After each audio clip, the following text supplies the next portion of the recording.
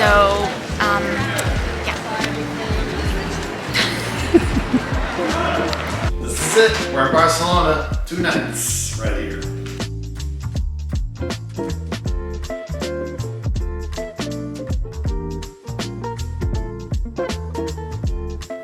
Hey guys, welcome to Barcelona. Welcome to our Airbnb here in Barcelona. Come on in. This is the kitchen. You can touch everything. All the kitchen. That is so convenient. Right here. Convenience at its finest. So down here we have the microwave and the oven. All you have to do if you need to use them is find some counter space, plug them in. You go wherever. Plug one in next to the bed. You want some toast in the morning? No problem. Put it in there. This is the bathroom. And it's really cool because the throne is up a little higher. Who doesn't like to sit up high when you're doing your business? Just so you can look down at the people. I mean, we're in Europe. That's kind of what the whole thing's about. This is a bedroom. This is the asylum look. Bed brought to you by IKEA. I'm just trying to think about this mattress. It feels like 15 years of regret. This is the living room. And it's kind of cool, and when you look at the Airbnb listing, this is where all the pictures are from. It's decorated from a man, so like if a guy were to go get furniture and then that furniture was to get too old for that guy who was still living by himself to want in his place, he would come to this place. Yeah. So a really quaint aspect of this Airbnb is the air conditioning unit. See, the water from the condensation drips into a little bowl and you empty it every 4 hours. It's like having a dog, but in reverse. Makes water. This is it. We're in Barcelona. 2 nights right here.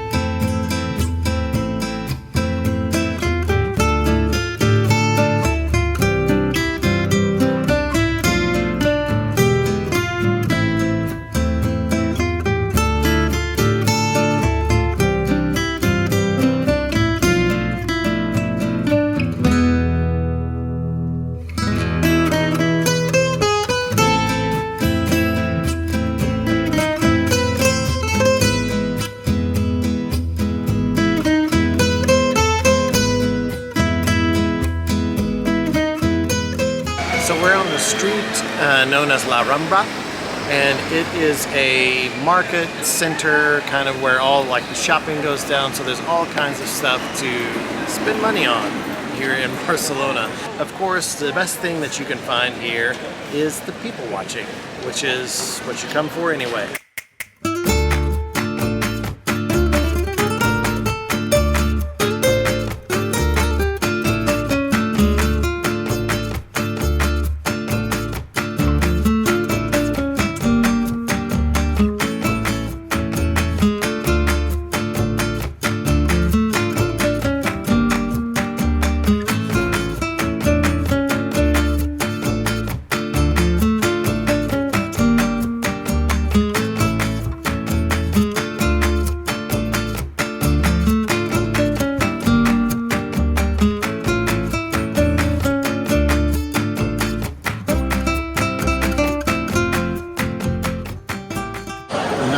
Paella.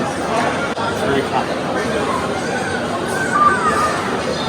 It's good. It's a rice dish with peppers and what is that, paprika? I got a burrito. It's like beef with caramelized onion.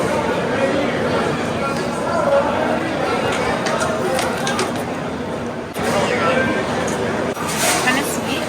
Look at all that meat. There's a ton of meat. But it's delicious. It's probably like 2 pounds of meat. It's amazing.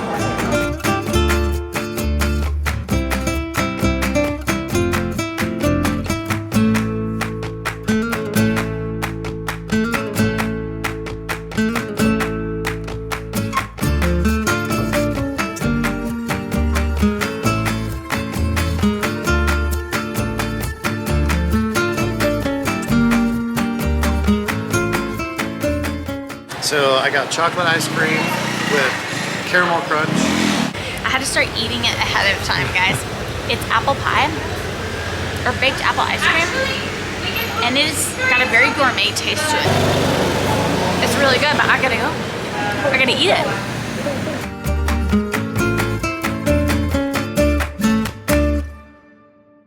So we have walked through the Gothic quarters, down La Rambla, and we are now in Parc de la Ciutadella, I believe. I believe there is a fountain, a Gaudi fountain. Let's find out.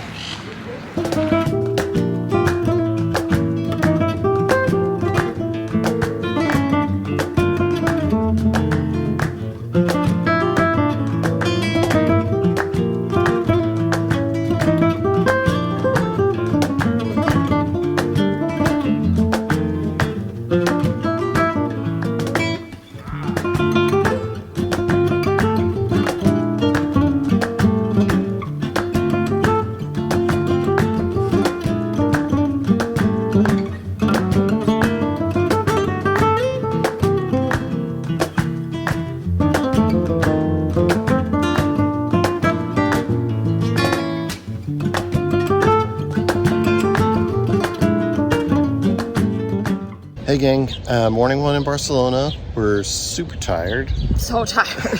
It's really getting harder and harder to run every first morning. For a while, we're just staying like 2 nights in a place, which means every other day we are running hard, and then we are touring the city as hard and fast as we can all day long. We're up and doing it, so here we go.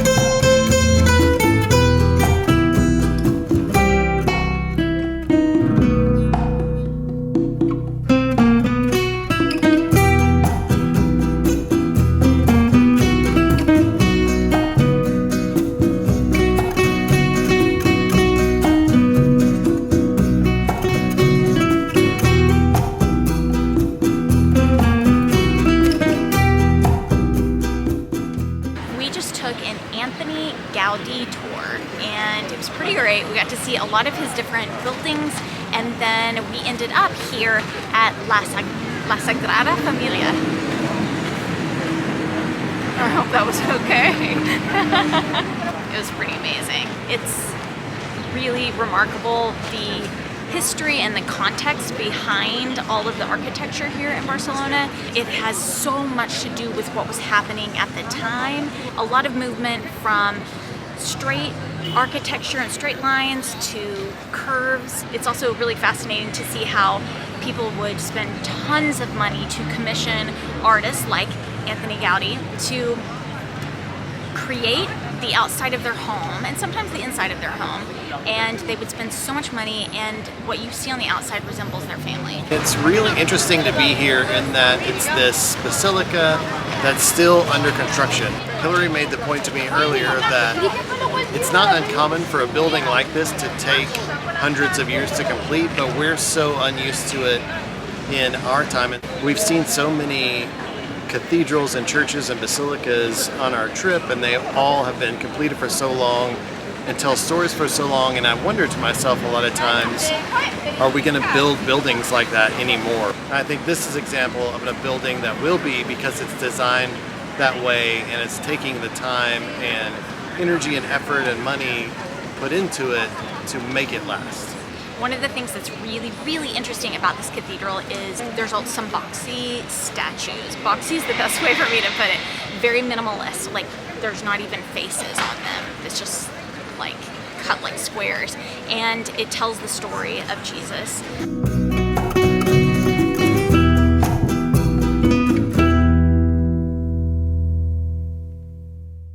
We are here at Casa Batlló. It is one of Antonio Gaudi's famous homes that he made. The thing people try to do when they come here is they try to see if they can see any right angles, because there's hardly anything like that. It's just all curves all the way through. It's made to feel like the ocean, kind of like you're in the ocean. I felt a little bit like the Little Mermaid. It was amazing.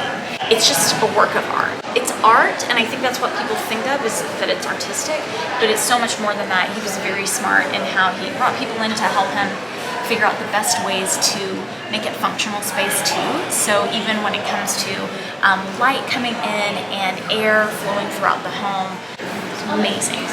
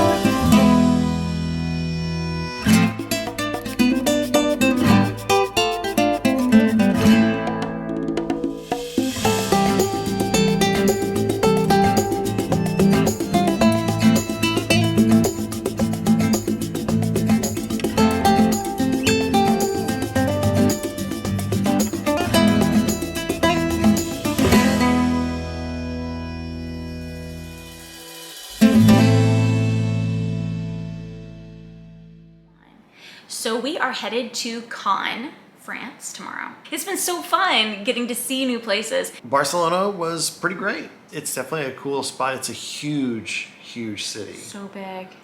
So much to see. I know we kind of barely scratched the surface. Wish we would have gone inside Yeah. Sagrada Familia, but just with time and money constraints, you can only do so much. This has been really good, and I would say like we've had a really great experience, except for in Barcelona, you really do feel like a tourist. You can hear our real like more detailed thoughts in this episode, just check out the podcast episode. And we say all this because life is short. Wander well.